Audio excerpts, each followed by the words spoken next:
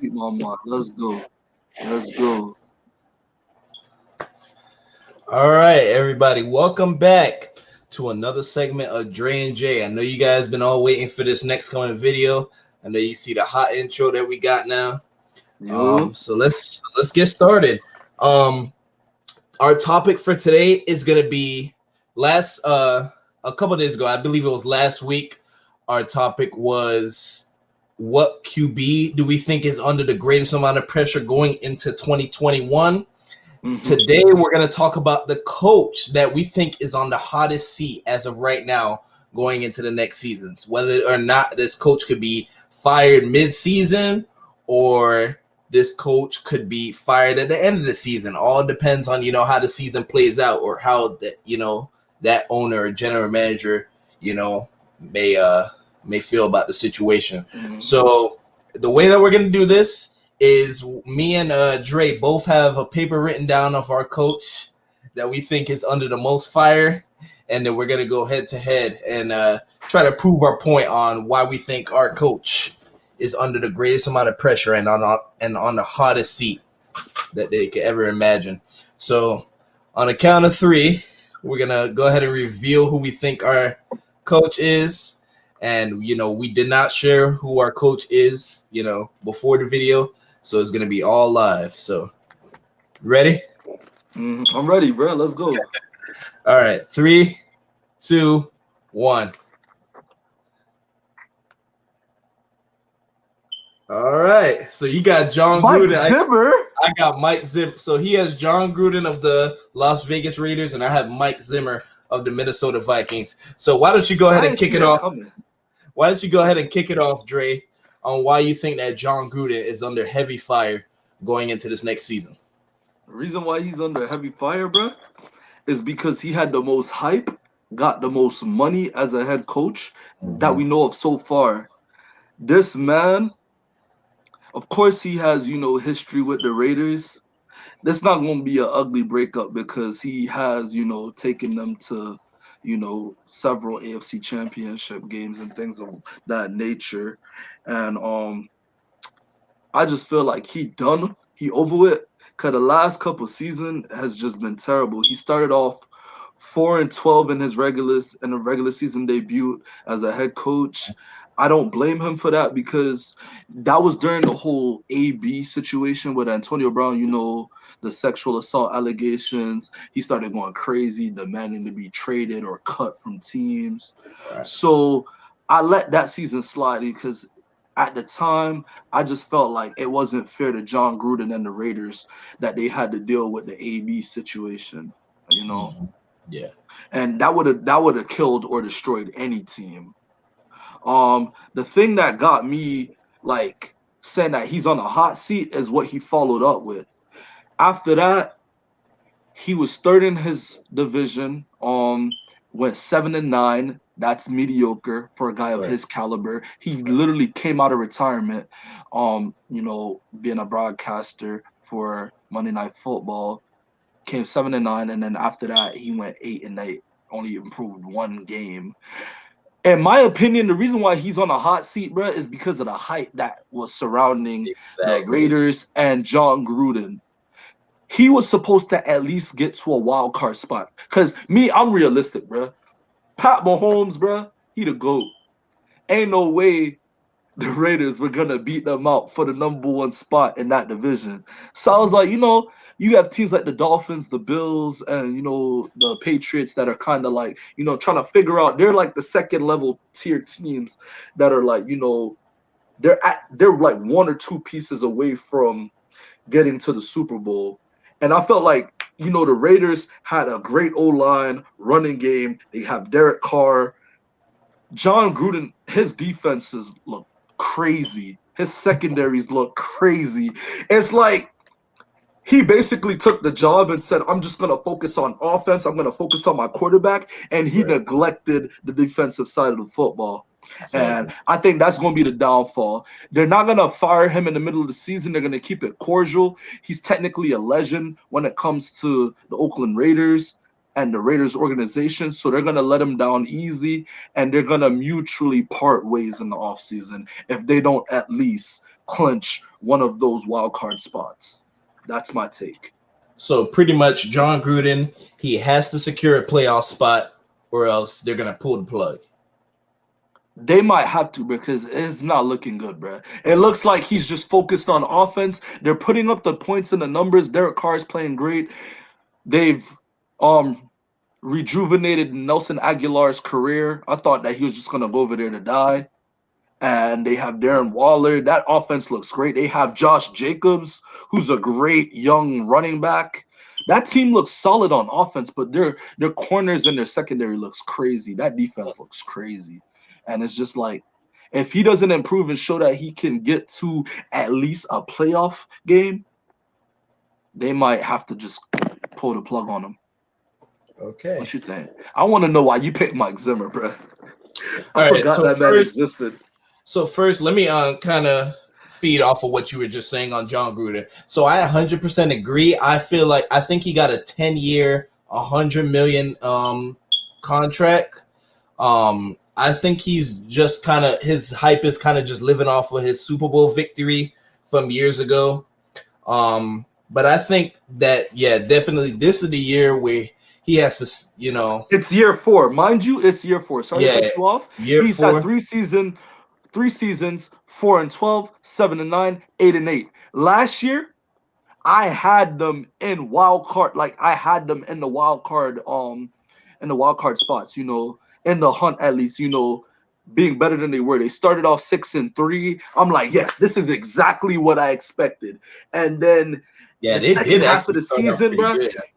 And then, you know what's so crazy? I always come on the show and I talk about how I don't like how Tua can't push the ball down the field. Tua completely struggled against the Raiders in week 16. And they had us, bro. They had us. Like, that game was theirs. And then we say, all right, let's put an old-ass Ryan Fitzpatrick. Here we go with the and that Tua man talk. just lit up in the second half and just took the game from – and that was the end of it, bro. The end of their playoff berth. And that was when I was like, you know, it was an eye-opener. I was like, bro, is Jon Gruden the real deal, bro? They might send that boy back to Monday Night Football. So do you think if he does get fired this season, does he have any future head coach job opportunities by any chance? Do you think it's it for him in the head coaching business, or somebody might give him another shot?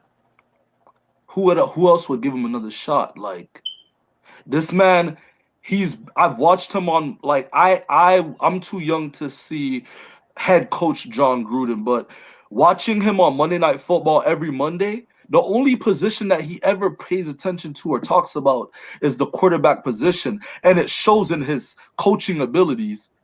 Of course, Derek Carr had great numbers. That offense was high-ranking, you know, always putting up 20, 30 points a game, but that defense couldn't stop a Pee-wee football team. Oh, wow. Yeah. So his style of play, I feel like defensive coaches and, you know, coaches that can balance both offense and defense are where it's at right now in the NFL. And I don't think he cares too much about making Derek Carr look good rather than his entire team as a whole looking good. I 100% agree. Let's not forget, he just let Khalil Mack just walk away.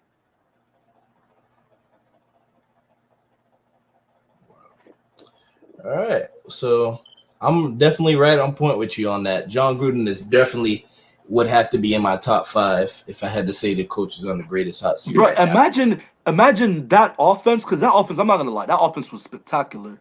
But imagine that offense, but with a Khalil Mack on the defensive side to just hold things down, bro. Because you do not let Ryan Fitzpatrick come in the second half and just take the game from you and just basically say that's the end of your playoff run. That's it. Crazy. All right. Well, Tua played terrible, bro. Oh, and he's the only coach that couldn't get it done against Tua. Don't try to bait me, man. I'm not taking the bait. Don't even try it. All right. So anyway, my guy was Mike Zimmer.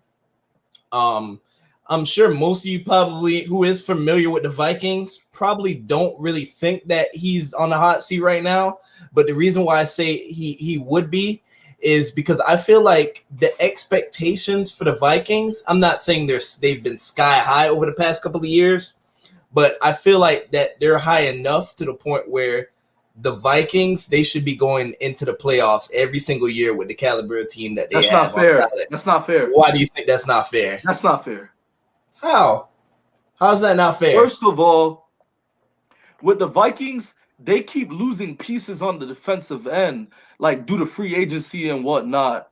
You know, teams like Philly are offering their linebackers and corners more money than they're able to because look at that Kirk Cousins contract.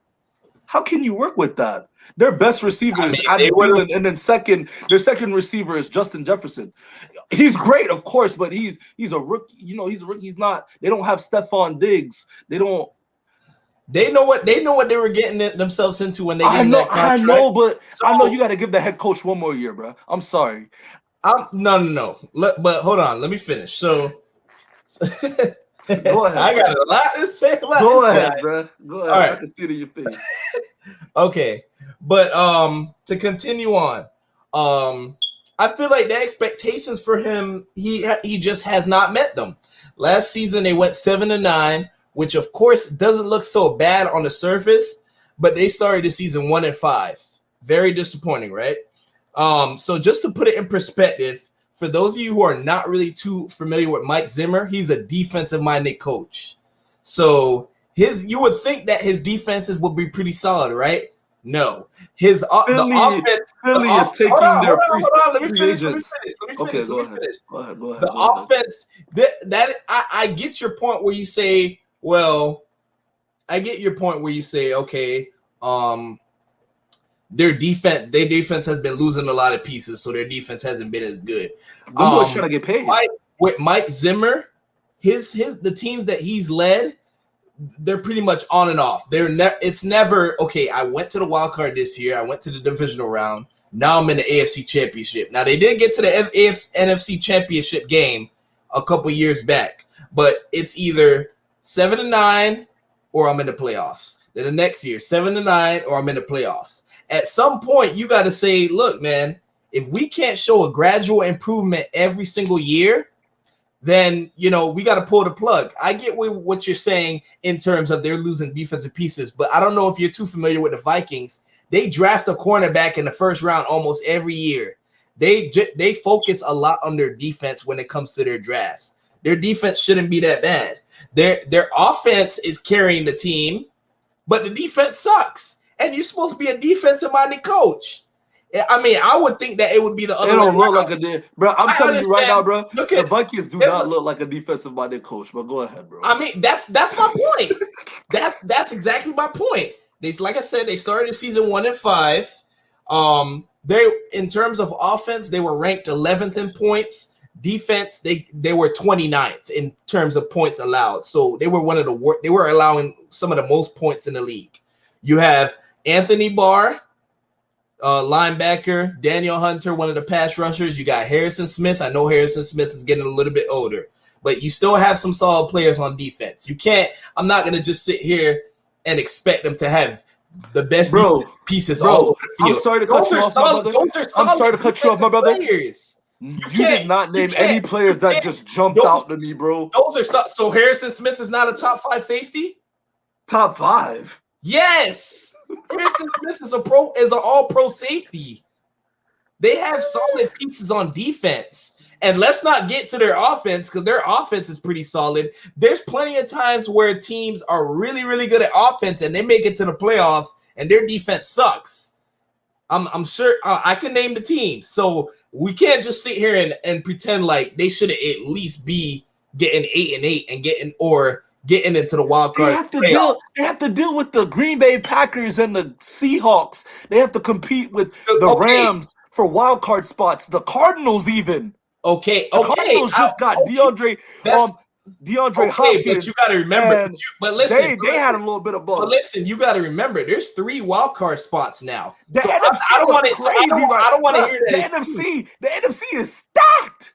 I don't want to hear that excuse, bro. You got the Washington football team What were they, 6-10 and made the playoffs, bruh? Bruh, it's that Kirk Cousins I contract, don't want bruh. to hear It's that not the coach. nonsense, bruh. It's the That Kirk Cousins contract, NFC bruh. is not as high power as you think it is. I mean, they have some pretty Their solid best player teams. on defense is Harrison Smith, bro. They have some pretty solid teams in the NFC. But I'm not gonna sit here and make excuses. The Vikings have a pretty solid team. It's very rare you have a team that's really excellent on offense and really excellent on defense. But like I said, the Vikings, they have a pretty good offense, near the top of the league in points per game, but their defense just isn't as good. And you have Jamari Williams. And you have a defensive-minded coach. You should have at least a solid defense, not a trash defense. I mean, am I wrong? Jamari Williams. Their defense is horrible. That's why they're losing so bad. You gotta be a better coach. Jamari Williams. In the last 5 years, he's knocked off Sean Payton, one of the great head coaches, twice. If anybody should get fired, it's Sean Payton. But you're missing what I'm saying. This is people for some reason people get this intention that just because you make the playoffs or he didn't just make the playoffs, he knocked off the Saints twice. Listen to where I'm coming from. People get this intention a lot of times that just because you get to the first round of the playoffs one year and then now I go 6-10. But then I go to the playoffs again. People get this intention in their mind. Well, he was in the playoffs, so I mean, he's a solid coach. Well, what about look at the Bengals when they had Marvin Lewis and they were a first round exit. I knew you were going to bring up Marvin Lewis. I wanted to bring up Marvin Lewis before you. So if I'm a coach and I get to the first round of the playoffs and get knocked off 5 straight years in a row. You're telling me you're gonna just hold on to this guy? At some point, you got to say, "Look, man, you can't make it past the first round. We're trying to improve and get better every year, but it looks like your ceiling is the first round exit. At some point, you got to pull the plug and go a different direction." Hold on, let me finish. Hold on, let me finish, and I'll let you talk. So, I'm not sure if you remember this game. But pretty much they started 1-5. He was very close to getting fired, like this close to getting fired. Yeah. On Christmas Day, they played the New Orleans Saints and they lost 52-33. And after the game, Mike Zimmer said, "This is one of the worst defenses I've ever had. It was a horrible defense." That's what he said after the game. You don't have anybody on the D line. Listen, and you're a defensive-minded coach. I don't want to hear that. Look at us as look at me as a Dolphins fan. The average person can't name one person on the Dolphins D line, and we had a solid defense. Yes, I can. Christian Wilkins. Okay, that's okay. That's one. That's one right there.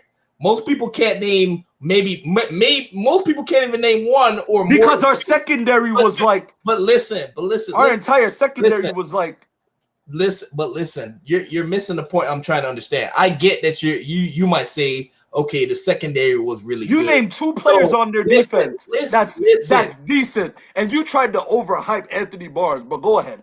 They're solid. My point is they're solid defensive players. I'm not saying I'm not saying they're the best defensive players in the world. 2 out of 11. Okay. I'm not saying they're the best defensive players in the world. I mean, but you're a defensive coach. You're supposed to be able to take the players that you have and get the best out of them. I'm not saying that they should be a top defense in the league, but you should at least be a solid defense. That's all. That's all I'm trying to say. But anyway, they gave up 52 points. So, and he said that, this is one of the worst defenses I've ever coached. It kind of almost reminds me of, I'm sure you remember his name. I think his name is Dirk Koetter. He used to be the Buccaneers head coach. After he lost a game to the Bears, he said after the game, after that performance, everybody should be fired, including me. I don't know if you remember that. And he got fired at the end of the season. I thought that after Mike Zimmer said that he was going to get fired. I'm actually shocked that he didn't get fired. But I get what you're trying to say, where you say, okay, he doesn't have a whole bunch of defensive players, or a lot of them left in free agency and this and that. A lot of them retired or whatever the case may be. The point I'm trying to make is I feel like 1 year you're really good, the next year you're really bad. 1 year you're good, the next year you're bad. You got to be able to show me some type of consistency in this league. You can't just say, oh, this coach went to the Super Bowl 3 years ago. This coach went to the Super Bowl 5 years ago. You got to be able to show to me what have you done lately with what you have. It's the same thing with Mike Tomlin. I thought Mike Tomlin was going to be one of those coaches that not necessarily get fired soon, but at least starting to get a little bit on the hot seat because they haven't really done anything significant lately. Jamari, I'm gonna expose you. Guys, before this podcast, Jamari said Jamari was gonna come on the show.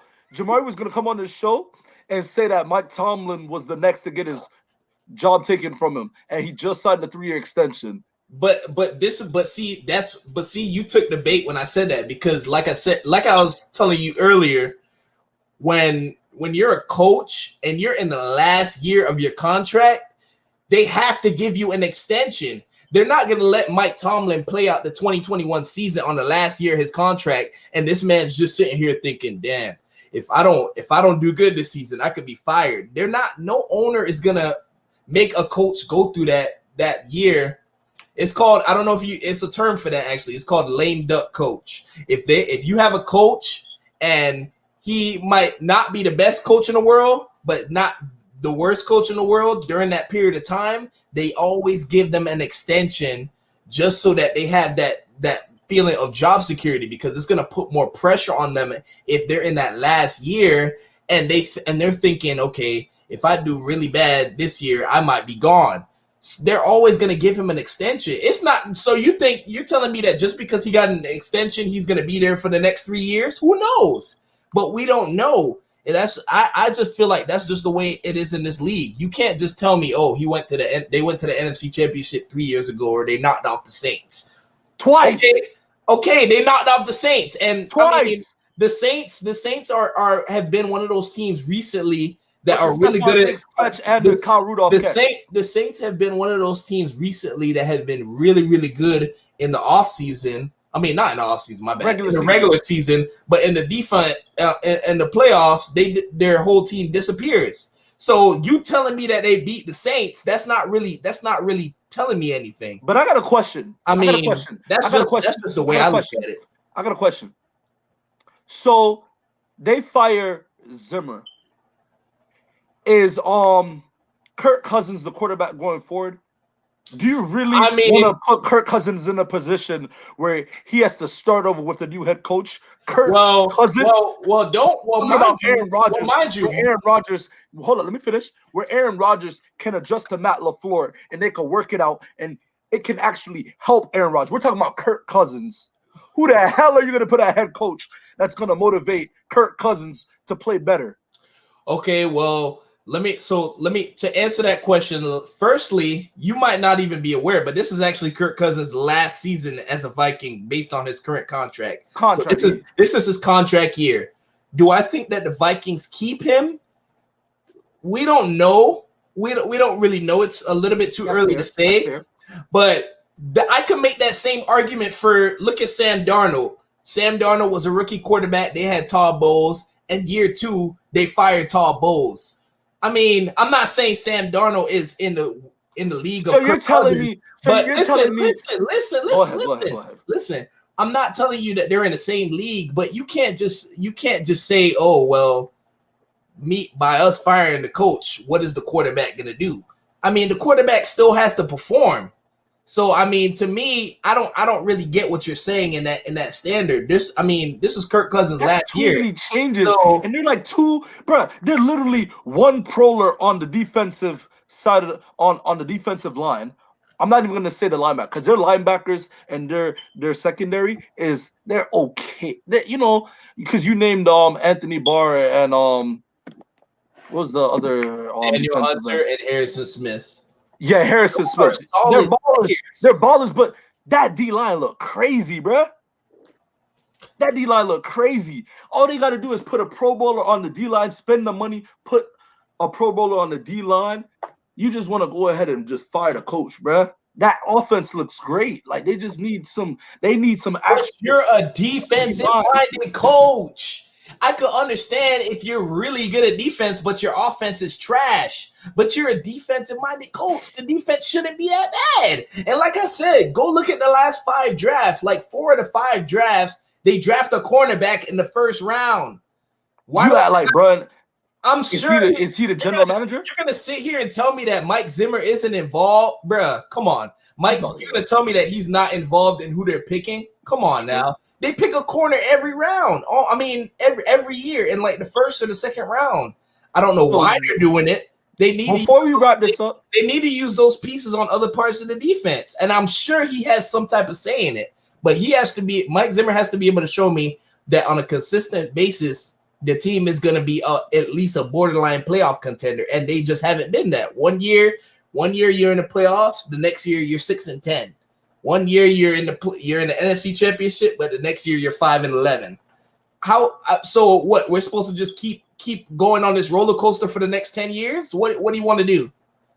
At some point, you got to say, look, man, you got to be able to show us some type of consistency so that we'll be able to improve.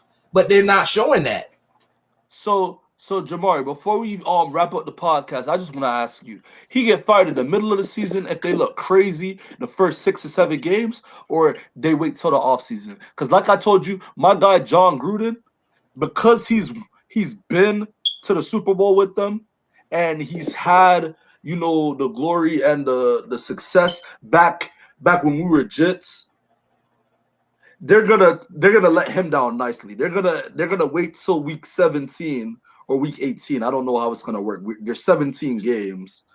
With Mike Zimmer, if they start 1-5 again like they did last year, they're gonna fire him mid-season. They're not gonna wait. That's fair. They're gonna fire him mid-season. Okay. I'm not saying he's a bad coach, but I feel like he's under the most pressure to succeed because, like I said, over the past couple of years, they have just not been a consistent team. And like I said, fair, bro. Because I feel like Chicago got a running game. Chicago got a defense. Chicago had one of the most points scored by a defense in one season, I think. Like they were a turnover machine, bro. And you're talking about the NFC, bro. I feel like the Vikings, they just got too much. They just need that. They need 1 or 2 more Pro Bowlers on defense, bro. I feel like it's not enough. Harrison Smith is not enough. Anthony Barr is not enough. But see, this is what I'm trying to get you to understand. You're making it seem like these teams have to have talent all across the board. You're not gonna have Dre. You're not gonna have a Pro Bowler and an All Pro player at every single position. If you have an offensive line, you might have a Pro Bowl left tackle. You might have let's say you have a really, really solid center, and then the rest of the O-line might just be average players. You're not gonna have superior talent. As bad as the Chiefs are, they have a Pro Bowler on the D-line, and then they have a Pro Bowler in the secondary. They got Honey Badger playing as a safety. And then they got what's his name? Chris Jones on the D-line that could make things happen late game, bro. You telling me the Vikings got that? Bro. What's his name? Daniel Hunter on the defensive line. He is an all-pro player on the D-line. Harrison Smith. Where do you rank him off? Where do you rank him? Safety. Where do you rank him? Where do you rank him among all D linemen in the NFL right now? And keep it a buck. I would probably say top 15. He's a solid. Not good enough. Not good enough. If it's not top 10, not good enough. It's not worth his coach's job. This is what I don't get though. You can't have superior talent at every single position. Yes, you are supposed to. But listen. You're missing what I'm saying. I'm not saying you're not supposed to. You're supposed to. If you're a general manager or a head coach, and you're not trying to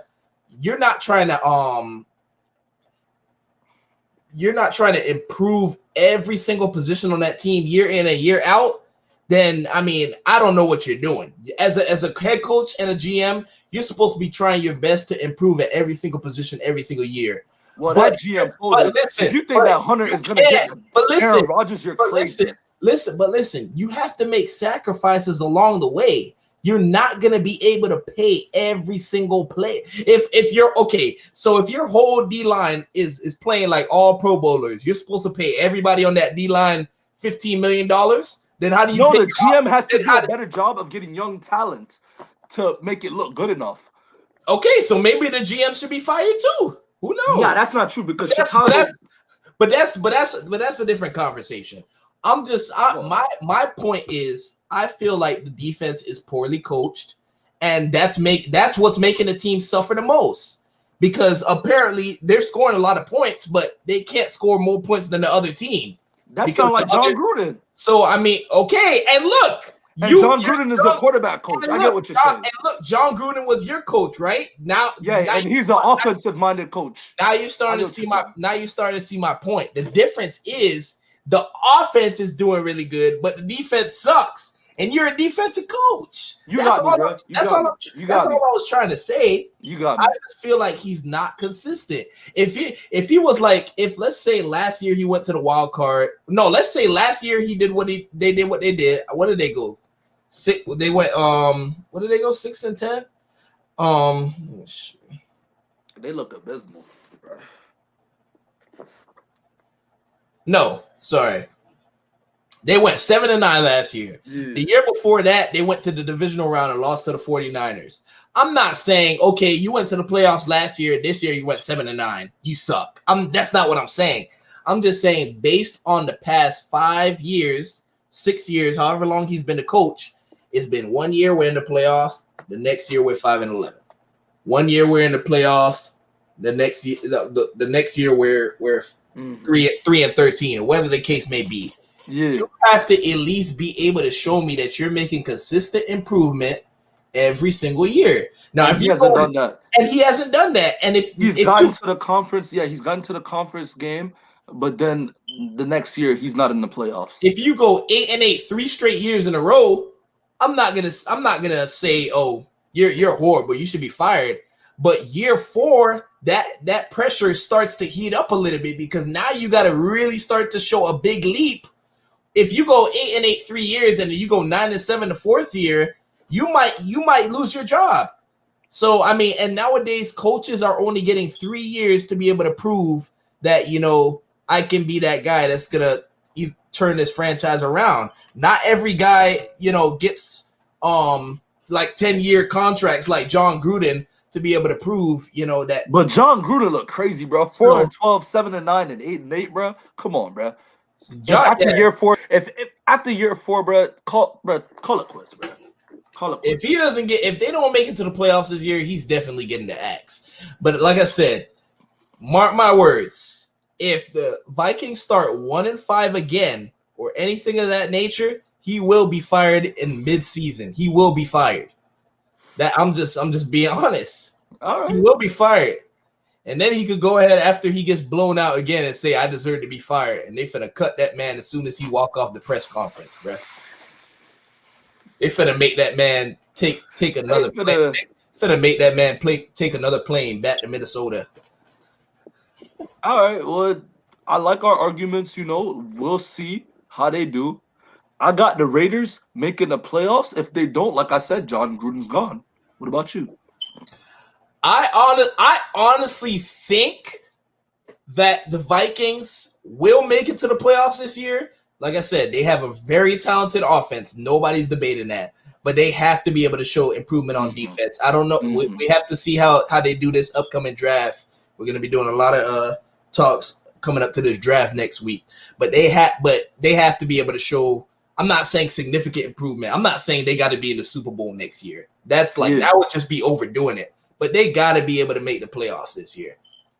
They got to be able to show something for me. And if not, then I feel like he has a lot of pressure on him. And that's all I can say.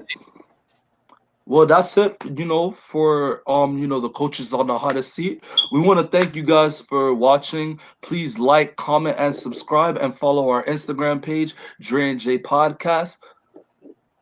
And you guys take care. Please let us know what you guys think in the comment below. All right. Peace.